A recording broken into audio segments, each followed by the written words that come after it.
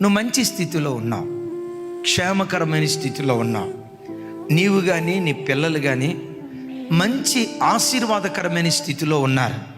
నీ తోబుట్టువో, నీ తోటి ఉద్యోగస్తుడో, నువ్వు బ్రతికే చోట నీ బంధువో దుర్దశలో ఉంటే, దుర్దశలో ఉన్న వ్యక్తిని చూసి తిరస్కారంగా మాట్లాడొద్దు. పొర్రపాటున తిరస్కారంగా మాట్లాడొద్దు. ఏ పాపం చేయటాన్ని బట్టి ఆడు బ్రతుకు అట్టయిపోయిందో, ఆవిడ ఏ పాపం చేయటాన్ని బట్టి వాళ్ళ భర్త అట్లయిపోయాడో, ఈవిడ ఏ పాపం చేయటాన్ని బట్టి వాళ్ళ భార్య ఎట్లయిపోయిందో, ఇలాంటి తిరస్కారపు మాట క్రైస్తవుల నోట రాకూడదు. ఎవరైనా దుర్దశలో ఉన్న వాళ్ళు నీకు కనపడితే చేతనైతే చెయ్యి చాపి చేయూతనిచ్చి ఆ వ్యక్తిని నిలవబెట్టడానికి నువ్వు ప్రయత్నం చేయి. దుర్దశలో ఉన్న వ్యక్తి పట్ల నీవు దయ చూపిస్తే నీ పట్ల దేవుడు దయ చూపించడం ప్రారంభిస్తాడు.